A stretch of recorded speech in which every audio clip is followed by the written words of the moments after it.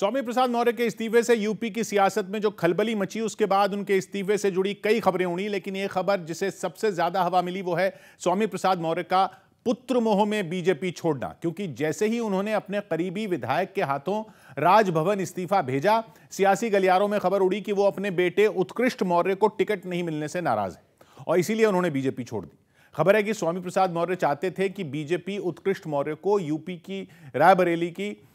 Unchahar seat से ticket दें,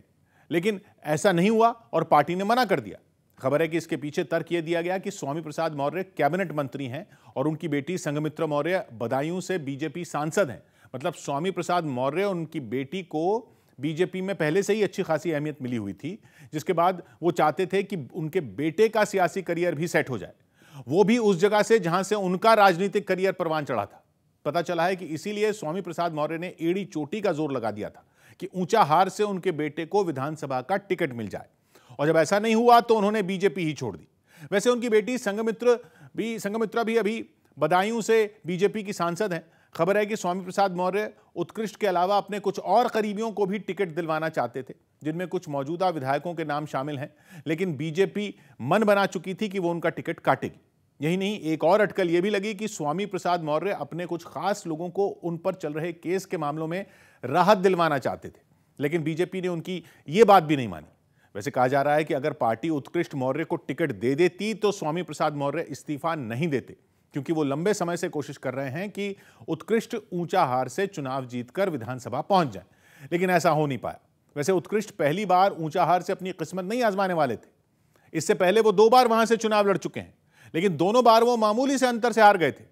खबर है कि 2017 के विधानसभा चुनाव में भी स्वामी प्रसाद मौर्य ने जिद करके उन्हें ऊंचाहार से बीजेपी उम्मीदवार बनवा दिया था और दावा किया था कि वो अपने दम पर अपने बेटे को जितवा देंगे, लेकिन उनका दावा हकीकत में नहीं बदला और उत्कृष्ट मौर्य हार गए। कहा जा रहा है कि इस बार बीजेपी रिस्क नहीं लेना चाहती थी और जिस उम्मीदवार के जीतने का चांस हो उस पर दांव लगाना चाहती है, और इसीलिए उसने स्वामी प्रसाद मौर्य को मना कर दिया, जिसके बाद स्वामी प्रसाद मौर्य ने न केवल बीजेपी छोड़ी, बल्कि खबरें आई कि वो 14 जनवरी को समाजवादी पार्टी में शामिल होने वाले हैं। मतलब यह कि स्वामी प्रसाद मौर्य बेटे का राजनीतिक भविष्य संवारने के लिए बीजेपी से समाजवादी पार्टी में शिफ्ट होने वाले हैं, ऐसा कहा जा रहा है। और इस तरह की चर्चा की वजह भी है क्योंकि यह पहली बार नहीं है जब स्वामी प्रसाद मौर्य पर अपने परिवार को टिकट दिलाने के लिए पार्टी छोड़ने के आरोप लगे हैं। इससे पहले जब उन्होंने 2016 में बीएसपी छोड़ी थी, उस समय भी उन पर आरोप लगा था कि वो अपने बेटे और बेटी को टिकट नहीं मिलने से नाराज थे, जबकि स्वामी प्रसाद मौर्य को मायावती ने चुनाव हारने के बाद भी अपनी कैबिनेट में मंत्री बनाया था, जिसके बाद वो 2009 में कुशीनगर की पडरौना सीट से उपचुनाव में जीतकर विधानसभा पहुंचे थे और इसी के बाद उन्होंने ऊंचाहार सीट अपने बेटे उत्कृष्ट मौर्य को सौंप दी थी। ऊंचाहार सीट का नाम पहले डलमऊ सीट था,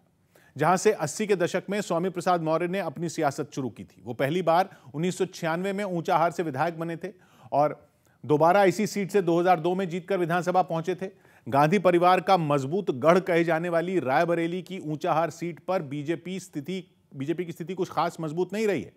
2012 के विधानसभा चुनाव में वहां समाजवादी पार्टी के कद्दावर नेता और ब्राह्मण चेहरे माने जाने वाले मनोज पांडे ने जीत हासिल की थी। 2017 में भी मनोज पांडे इस सीट से जीतकर विधायक बने थे और इस बार स्वामी प्रसाद मौर्य के बेटे उत्कृष्ट मौर्य वहां से हार गए थे।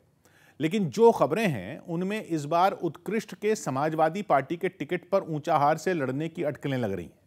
जिसमें दिक्कत यह है कि ऊंचाहार से समाजवादी पार्टी के मनोज पांडे विधायक हैं, जिनका टिकट काटने पर ब्राह्मण समुदाय के नाराज होने का खतरा है और इस बार के चुनाव में ब्राह्मण समुदाय के वोटरों पर समाजवादी पार्टी की खास नजर है।